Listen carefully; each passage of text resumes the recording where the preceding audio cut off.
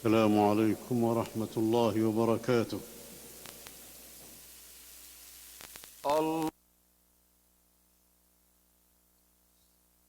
تمام تعریفیں اللہ کے لیے ہیں جو بخشنے والا اور غالب ہے، جو شب و روز کو ایک دوسرے سے ڈھانپتا ہے اور جس کے پاس ہر چیز کا درست تخمینہ ہے۔ میں اس کے فضل و کرم پر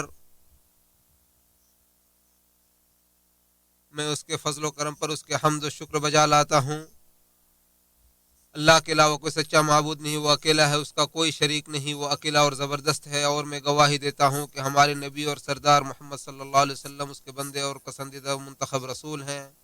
اے اللہ اپنے بندے و رسول محمد صلی اللہ علیہ وسلم اور ان کی آل و پاک باز صحابہ پر رحمت برکتیں اور رحمت سلامتی نازل فرما۔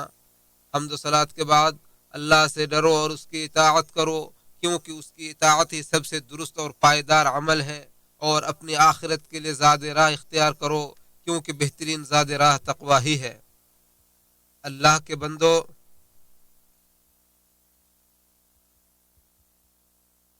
اس دنیا کی مختصر زندگی، اس کی حقیر خوبصورتی اور بکثرت اس کے بدلتے حالات پر غور و فکر کرو، تاکہ تمہارے سامنے اس کی حقیقت اور راز کھل جائے۔ کیونکہ جس نے اس دنیا پر بھروسہ کیا وہ فریب خوردہ ہے، اور جس نے اس سے دل لگی کی وہ برباد ہو گیا۔ جس طرح انسانی زندگی بہت مختصر ہے، اسی طرح دنیا کی مدت بھی بہت مختصر ہے، اور انسان کی زندگی گھڑیوں سے شروع ہوتی ہے، پھر دن، مہینے، سال، اور پھر مسلسل کئی سالوں تک بڑھتی رہتی ہے، اور پھر وقت پورا ہونے پر یکایک ختم ہو جاتی ہے، اور اسے یہ بھی خبر نہیں ہوتی کہ اس کے مرنے کے بعد کون سے بڑے بڑے امور رونما ہونے والے ہیں۔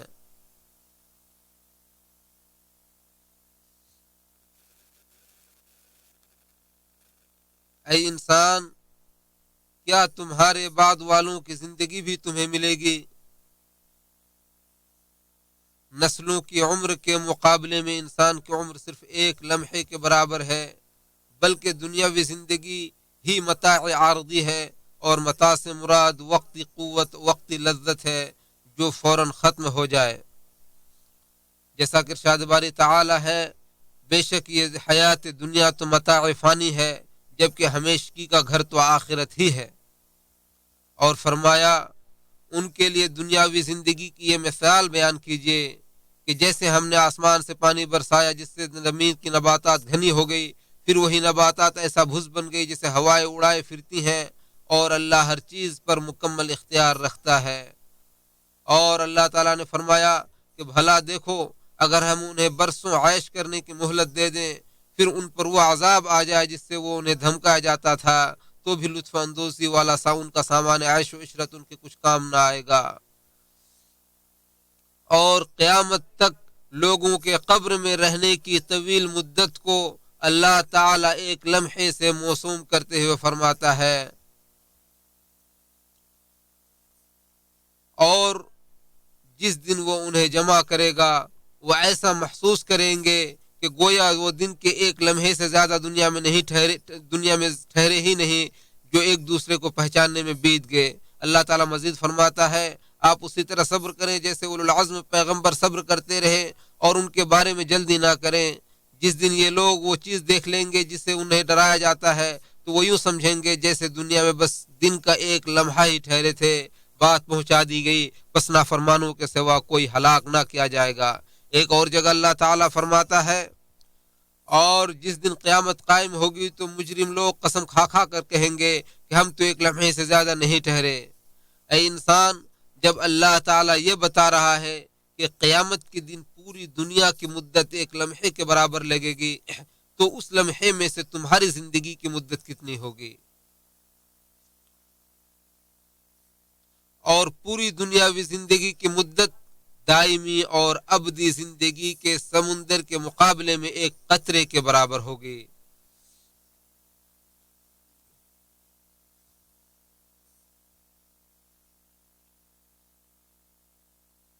چنانچہ قابل مبارکباد ہے وہ انسان جس نے اپنی اس مختصر سے زندگی میں نیک اعمال کیے اور حرام کام چھوڑ دیے اور ضلالت و گمراہی اور خواہش پرستی کے راستوں سے بچتے ہوئے اپنی زندگی میں خیر و بھلائی اور موت کے بعد رضا الہی کے ذریعے جنت کی نعمتیں حاصل کر کے کامیاب ہو گیا۔ اور ہلاکت و بربادی ہے ایسے شخص کے لیے جس نے خواہشات کی پیروی کی۔ اور اللہ کے نبی صلی اللہ علیہ وسلم نے فرمایا کہ جو شخص مجھ پر ایک مرتبہ درود و سلام بھیجتا ہے تو اللہ تعالیٰ اس پر 10 مرتبہ درود و سلام بھیجتا ہے۔ لہٰذا تمام اولین و آخرین کے سردار محمد صلی اللہ علیہ وسلم پر درود و سلام بھیجو۔ اے اللہ تو محمد پر اور آل محمد پر سلامت نازل فرما جیسا کہ تو نے ابراہیم اور آل ابراہیم پر سلامت نازل فرما، یقیناً تو بخشنے والا رحم کرنے والا ہے۔ اے اللہ تو محمد پر اور آل محمد پر رحمت نازل فرما جیسا کہ تو نے ابراہیم اور آل ابراہیم پر برکت نازل فرما، یقیناً تو قابل تعریف اور بزرگ ہے اور ان پر بہت زیادہ درود و سلام نازل فرما۔ اے اللہ تو خلفائے راشدین جو کہ ہدایت یافتہ ائمہ ہے ابو بکر و عمر و عثمان و علی سے راضی ہو جا، اور تمام صحابہ کرام سے اور تابعین اور تبع تابعین اور قیامت تک ان کے نقش قدم کی پیروی کرنے والوں سے راضی ہو جا۔ اے اللہ تو ان کے ساتھ ساتھ اپنے فضل و کرم سے ہم سے بھی راضی ہو جا، اے رحم کرنے والے۔ اے اللہ تو ہم سے ایسے راضی ہو، اس طرح سے راضی ہو کہ پھر اس کے بعد پھر کبھی ہم سے تو ناراض نہ ہو، اے رب العالمین۔ اے اللہ ہم تجھ سے بھلائی کرنے کی توفیق چاہتے ہیں اور برائی کو چھوڑنے کی توفیق چاہتے ہیں، اے رحم کرنے والے۔ اے اللہ تو اسلام اور مسلمانوں کو غلبہ عطا فرما، اے اللہ تو اسلام اور مسلمانوں کو غلبہ عطا فرما، اے اللہ تو اسلام اور مسلمانوں کو ہر جگہ غلبہ عطا فرما اور ہر دور میں ان کی مدد فرما۔ اے اللہ تو اپنے دین کی مدد فرما، اے اللہ تو اور اپنے دین کی، اپنے کتاب کی اور اپنے نبی کی سنت کی مدد فرما، اے طاقتور اور ایک غالب ذات، یقیناً تو ہر چیز پر قدرت رکھنے والا ہے۔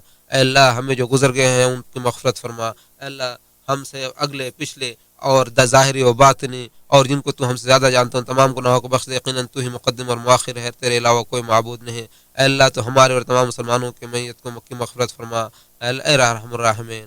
اے اللہ تو ہم پر احسان فرما، اے اللہ تو ہمیں اپنے نبی کی سنت اور اس کی ہدایت اور اس کے طریقے کو مضبوطی سے لازم پکڑنے کی توفیق عطا فرما۔ اے اللہ تو ہمیں اور تمام مسلمانوں کو اپنے نبی کی سنت پر چلنے کی توفیق عطا فرما اور اس کو لازم پکڑنے کی توفیق عطا فرما، اے ذوالجلال والاکرام۔ اے اللہ تو اپنے دین کو غالب عطا فرما جسے تو نے اپنے لیے اپنے نفس کے لیے راضی کیا، اے اللہ تو اس دین کو ہر دور اور ہر جگہ پہ غالب فرما اور تمام ادیان پر اسے غالب کر دے، اگرچہ مشرکین اسے ناپسند کرے، اے طاقتور اور غالب ذات۔ اے اللہ ہمیں تو دنیا میں بھلائی عطا فرما اور ہمیں آخرت میں بھلائی عطا فرما اور ہمیں جہنم کے عذاب سے محفوظ فرما۔ اے اللہ تو جادوگروں کی سازش کو ناکام و نامراد کر دے، اے اللہ تو جادوگروں کے سازش کو اور ان کے عمل کو ناکام و نامراد کر دے۔ اے اللہ ہم تجھ سے، اے اللہ تو ہمیں اور ہمارے اولاد کو ان کے مکر سے اور ان کے عمل سے محفوظ فرما، اے اللہ تو تمام مسلمانوں کو حفاظت فرما۔